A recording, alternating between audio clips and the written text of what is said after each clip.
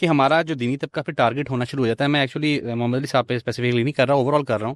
کہ اگر کیونکہ جو فقہ کا نالج ہے, جو ہمارے پاس حدیث کا نالج ہے, دورہ قرآن کا نالج ہے, وہ اٹ سیلف اتنا واسٹ ہے کہ اس پہ ہر وقت ہی تحقیق چلتی رہتی ہے.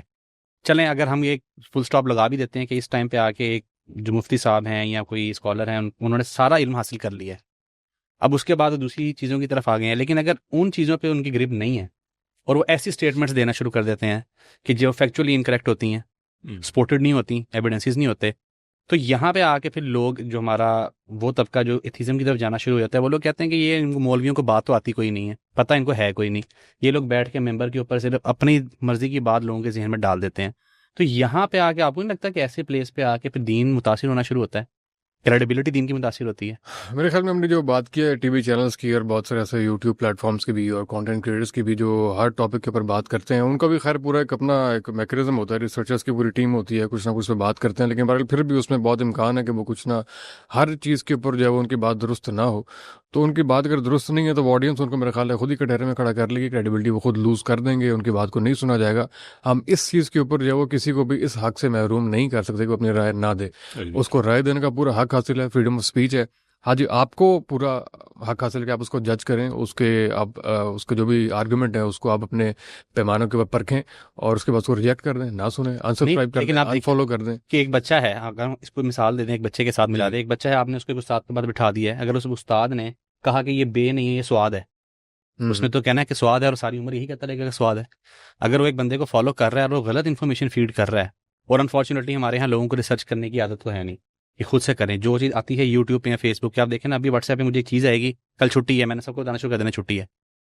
تو جب انفارمیشن ہی غلط فیڈ کی جا رہی ہے اور مے بھی انٹینشنلی کی جا رہی ہے. دوسری بات جو آپ نے بات کی ہے اس پہ ہو سکتا ہے کیسر بھائی کا بھی ڈفرینس آف اوپینین ہو, میں پرسنلی اس چیز کو اچھا نہیں مانتا کہ آپ نے ریسرچر کی ایک ٹیم رکھی ہوئی ہے, وہ آپ کو ایک ڈاکومنٹ بنا کے دیتی ہے, آپ پرومپٹر پہ بیٹھ کے پڑھ کے سنا دیتے ہیں, آپ کے اوپر یہ تو حدیث میں بھی ہے کہ تمہارے کسی مسلمان, اللہ تعالیٰ معاف فرمائے کمی بیشی, کہ مومن جو ہے وہ تحقیق کے بغیر آگے نہیں انفارمیشن پھیلاتا. آپ کو ایک بندے نے ایک ڈاکومنٹ دے دیا, آپ نے اس کو بس پڑھ کے آپ نکل گئے اپنا کنٹینٹ بنا کے. ہم جو رائٹ چیزیں ہیں اس کے بارے میں بات کرتے ہیں, اچھا تو میں بھی نہیں سمجھتا, نہ ہی اس کا خود ارتکاب کرتا ہوں, ہم اس طرح کی کسی پریکٹس کا حصہ نہیں ہے, لیکن جو چیزیں چل رہی ہیں ہم اس کو ڈسکس کر رہے ہیں کہ ایسے ایسی چیزیں ہوتی ہیں, چینلز میں ہی ہوتا ہے, یوٹیوبرس پہ ہی ہوتا ہے, ریلیجیس انفلوئنسرز میں ہی ہوتا ہے, تو بہت سے لوگ اس پیٹرن کو فالو کرتے ہیں. ہم صرف اس کو ڈی کوڈ یا انالائز کرنے کی ٹرائی کر رہے ہیں, خود تو اچھا نہیں سمجھتے اس لیے کچھ کرتے بھی نہیں ہیں. تو وہ ایک دوسرے پرسپیکٹو میں بات ہو رہی تھی. تو بالکل بھی یہ ٹرینڈ ہے کہ ہر چیز کے اوپر اپنی رائے دینا یہ ڈسکریج ہونا چاہیے. نیش بیسڈ آپ کی جو ہے, جیسے ہمیں بہت ساری آفر ہوتے ہیں کہ یار ہمیں چیس کے اوپر بات کریں, یا ہمارے بہت سے ایسے ٹاپکس جس کو ہماری ایکسپرٹیز نہیں ہے, تو ہم اس کو سمپلی ٹریڈنگ کے اوپر میں پیڈ پوڈ کاسٹ کی بھی آفر ہے. بہت سے ایسے ٹاپکس پہ اچھی رقم آفر کی گئی کہ آپ پوڈ کاسٹ کریں, ہم نے انکار کر دیا کیونکہ بالکل بھی نہ ہماری وہ نیش تھی, نہ ہمیں سے کچھ پتہ ہے, نہ اس پہ اچھی کانورسیشن بلڈ کرنے کی صلاحیت رکھتے ہیں. تو سمپلی منع کر دیں. تو ہر بندہ اپنے اسٹینڈرڈ سیٹ کر سکتا ہے. اور دوسری بات, اگر آپ نے کہا کہ آپ کو اگر کوئی بتایا کہ چھٹی ہے اور آپ اناؤنس کر دیں گے, تو کچھ ذمہ داری آپ کے اوپر بھی عائد ہوتی ہے کہ آپ اس کو جو ہے وہ کاؤنٹر چیک کریں, اس کو فیکٹ چیک کریں, کوئی سیکنڈ پیئر آف آئی کو دکھائیں. ہم کریں ریسرچ جو ہے نا وہ کچھ آپ کی اپنے اوپر بھی, آپ کے اینڈ پہ بھی ذمہ داری ہے اس کی. بات دوسری دفعہ آئی ہے, میں اس لیے انٹروین کر رہا ہوں, پہلے میں کہنے لگا پھر ٹاپک آگے بڑھ گیا. ہم کرتے ہیں کیونکہ ہمارے جو یہاں پہ مینیجر صاحب ہیں نا, انہوں نے ایک دفعہ پوری آفس کی چھٹی, ہم سے کیا مراد ہے ویسے؟ اچھا, ہم یہاں چھٹی ہمارے جو مینیجر صاحب ہیں انہوں نے ایک دفعہ پورے آفس کی چھٹی کرا دی تھی, یہ دیکھے بغیر کہ چھٹی پنجاب میں نہیں تھی,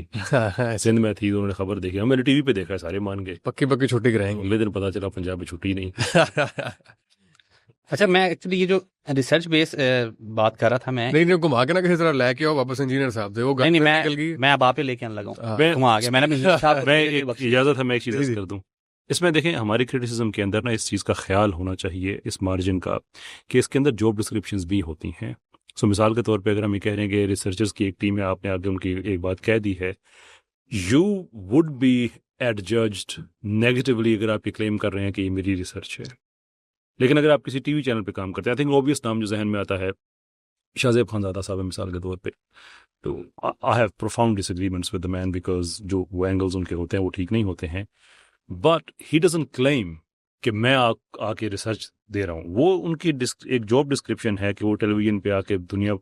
بھر کی جو بھی رپورٹس آج اکٹھی ہوئی ہیں ان کی سمری ایک بتا دیتے ہیں. یہ تو میرے خیال میں ناجائز چیز نہیں ہے. یہ تو کلاسیکل ایرا سے کام چلا رہا ہے, جنگوں کے حوالے سے ہوتا تھا, خبریں آگے پیچھے پہنچائی جاتی تھی, تو وہ جو خبریں پہنچانے والا ہے اس کو ہم یہ تو نہیں کہتے کہ یہ ریسرچر ہے, کہتے ہیں اس کو چیز دے دی گئی آگے پہنچا رہا ہے.